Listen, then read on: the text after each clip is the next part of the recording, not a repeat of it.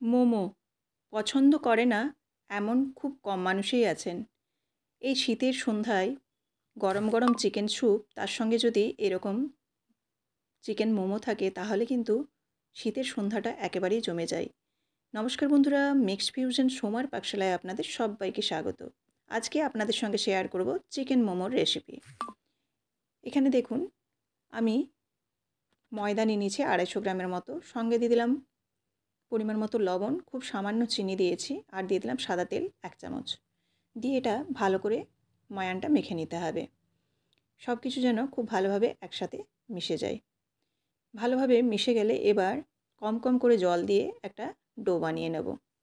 এই ডোটা খুব একটা নরম হবে না, একটু শক্ত ডোটা হবে। তাহলে কিন্তু বেলার সময় খুব সুবিধা হবে। খুব নরম যদি ডো হয়ে যায় তাহলে কিন্তু বেলার সময় একটু অসুবিধে হতে পারে। সেই কারণে ডোটা একেবারে শক্ত শক্ত বানাতে হবে। এবার দেখুন, কম কম করে আমি জল দিচ্ছি যাতে ডোটা খুব বেশি নরম না হয়ে যায়। এবার খুব ভালোভাবে এটাকে থেসে নিতে হবে। একবারে থেসে থেসে একদম স্মুথ করে নিতে হবে।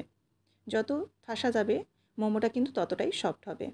দেখুন, একেবারে কিন্তু আমি মোমের মতো নরম করে নিলাম। আর একদম শুকনো শুকনো হয়েছে, দেখেই বুঝতে পাচ্ছেন। এবার এটা ঢাকা দিয়ে আমি 10-15 মিনিটের মতো রেখে দেবো।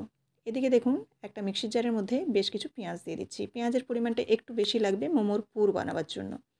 এবার দিয়ে দিচ্ছি কাঁচা লঙ্কা ঝালের জন্য।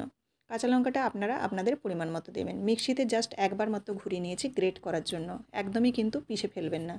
রসুনটাকেও সেম প্রসেসে আমি গ্রেট করে নিলাম। দেখুন, এখানে কিন্তু একেবারে মিহি করে কোনো কিছুই বাটা যাবে না। এবার আদাটাকে গ্রেট করে নিলাম। আমি সব কিছুই মিক্সিতে করলাম, আপনারা চাইলে চপার দিয়েও করে নিতে পারেন কিংবা হাতে ছোটো ছোটো করে কুচিয়ে নিতে পারেন। এবার দেখুন, এখানে বোনলেস চিকেন পিস নিয়ে নিয়েছি। এগুলো বুকের মাংস, এগুলোর মধ্যে কোনো রকম হাড় নেই।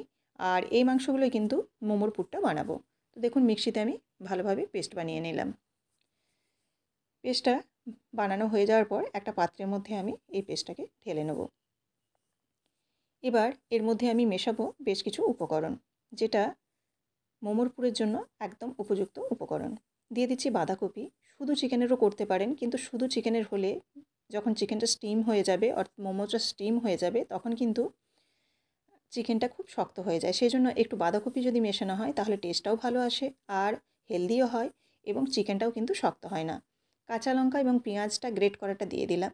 দিয়ে এবার এখানে দিয়ে দিচ্ছি গোলমরিচের গুঁড়ো। গোলমরিচের গুঁড়োটা যেরকম ঝাল খাবেন সেরকম দেবেন, যেহেতু কাঁচা লঙ্কা দেওয়া আছে। এবার দিয়ে দিচ্ছি পরিমাণ মতো লবণ।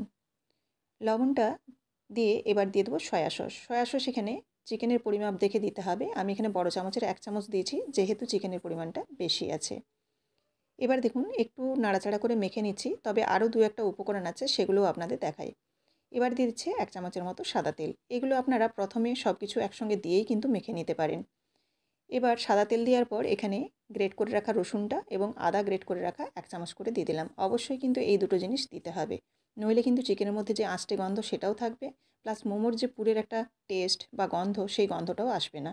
তাই অবশ্যই এবং আদা, রসুন এবং এই পেঁয়াজ কিন্তু আপনারা দেবেন। ভালোভাবে মেখে নিয়েছি, পুর রেডি হয়ে গেছে। এদিকে চলুন, যে ময়দাটা মেখেছিলাম সেটা থেকে আমি লেচি বের করে নিয়েছি। একটু বড় বড় লেচি বের করেছি। এবার লেচিটাকে আমি ময়দা দিয়ে পাতলা করে বেলে নিতে হবে। মোমোর যে বাইরের খোলটা সেটা কিন্তু খুবই পাতলা হতে হবে, তাহলে কিন্তু চিকেনের পুরের স্বাদটাও পাওয়া যাবে, আর ময়দার যে স্বাদ সে ময়দা ময়দা লাগবে না। তো দেখুন, এখানে আমি বড় করে একটু লেচি কেটেছি আর পাতলা করে আমি বেলে নিচ্ছি। খুব পাতলা করে কিন্তু এখানে বেলে নিচ্ছি। বেলে এবার দেখুন, আমি এখানে একটা বাটি নিয়েছি। বাটিটা একটু বড় সাইজ বলে আমি নিলাম, নইলে আমার কাছে কুকিজ কাটারও ছিল, কিন্তু কুকিজ কাটারে একটু ছোট সাইজ হয়ে যাচ্ছিল। এই বাটিটা দিয়ে বা আপনারা চাইলে গ্লাস দিয়েও কিন্তু করে নিতে পারেন ধারালো। এবার আমি এইভাবে দেখুন 4টে গোল গোল লুচির মতো বের করে নিচ্ছি। বের করে নিলাম। এবার এই লুচিগুলোকে আমি নিয়ে নেব, আর এই যে এক্সট্রা যে অংশটা এটা রেখে দেবো, এটা আবার পরের বার বেলার সময় কাজে লেগে যাবে। এবার দেখুন, এই লুচিগুলো একটু মোটা লাগছিল, সেজন্য আমি একটু বেলে নিলাম, তাতে একটু বড়ও হয়ে গেল আর একটু পাতলাও হয়ে গেল। এভাবে দেখুন, এর মধ্যে আমি পুরটা ভরে দেবো। আর এখানে আমি সবচেয়ে সিম্পল যে একদম ডিজাইন, সেই ডিজাইনটা করছি। তো আপনারা আপনাদের মতো করে বিভিন্ন রকমের ডিজাইন বানাতে পারেন। এটা ছোট বাচ্চারাও বানিয়ে নিতে পারবে। পুরপিঠের মতো যেরকম পুলি পিঠে হয় সেরকম করে নিলাম, তারপর দুটো কোণা একসাথে মুড়ে দিলাম। দেখুন এরকম তৈরি হয়ে গেছে। আরেকটা আপনাদের এরকমভাবে আমি বানিয়ে দেখাচ্ছি। তো দেখুন সেম প্রসেসে এই লুচির মধ্যে পুর ভরে দিলাম, দিয়ে দুটো সাইড জয়েন্ট করে দিয়ে পুরো একদম ভালোভাবে জয়েন্ট করে নিতে হবে যাতে এই পুরটা বেরিয়ে না যায়। খুব ভালোভাবে জয়েন্ট করে নিয়েছি। এবার দুদিকের দুটো কোণাকে এক জায়গায় নিয়ে এসে ব্যাস এবার একটু চেপে দিলেই কিন্তু রেডি হয়ে যাবে এরকম মোমোর একটা ডিজাইন। চলুন আরেকটা ডিজাইন বানাবো, সেটা আমি মোমো মেকার দিয়ে বানাবো। এক্ষেত্রে আপনারা লুচিটা বেলেও করতে পারেন, যদি আপনারা এরকম কাটার দিয়ে বাটি দিয়ে বা কুকিজ কাটার দিয়ে না কাটেন, এরকম দেখুন লুচির মতো আপনারা পাতলা পাতলা বেলেও নিতে পারেন। তো যেটা সুবিধা হয় আমি দুরকমভাবেই আপনাদের দেখাচ্ছি। এভাবে পাতলা করে বেলে নিলাম। এবার দেখুন এই যে মোমো মেকারটা, এটা ফ্লেক্সিবল কিন্তু। এবার এর মধ্যে যে এই যে গর্তের মতো দেখা যাচ্ছে এই জায়গাটায় পুর দিয়ে দেবো। এই জায়গাটায় পরিমাণ মতো পুর দিয়ে দিলাম। খুব বেশি দিলে কিন্তু সাইড দিয়ে বেরিয়ে যাবে, সেই মাপে দিতে হবে। দিয়ে এবার চেপে দিতে হবে। চেপে দিলেই কিন্তু জোর করে একটা ডিজাইন হয়ে যাবে। আর সাইডে যেগুলো বেরিয়ে আছে দেখুন, এগুলো কিন্তু হাত দিয়ে এরকমভাবে টেনে দিলেই ছিঁড়ে যাবে।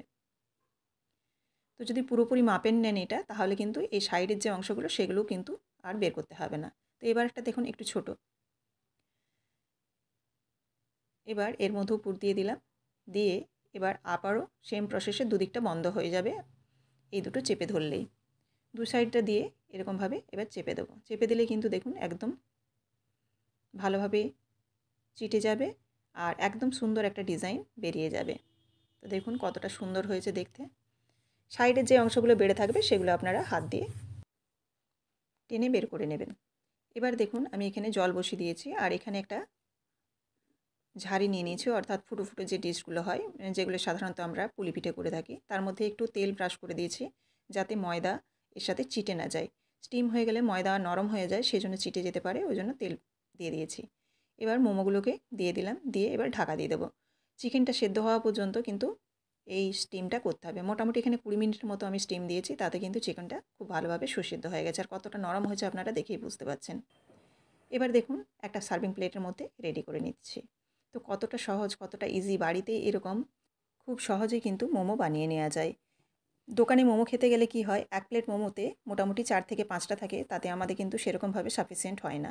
তো বাড়িতে এরকম কিন্তু একদম খুব কম খরচে সাফিসিয়েন্ট আপনারা মোমো বানিয়ে নিতে পারেন। সুইট কর্ন চিকেন স্যুপ এখানে বানিয়েছি, এই রেসিপি কিন্তু আগেই দেওয়া আছে, আপনারা অবশ্যই দেখে নেবেন। আবারও আপনাদের সাথে দেখা হচ্ছে আগামীকাল। ভালো লাগলে অবশ্যই চ্যানেলটিকে সাবস্ক্রাইব করে বেল বাটনটি প্রেস করে দেবেন। ধন্যবাদ।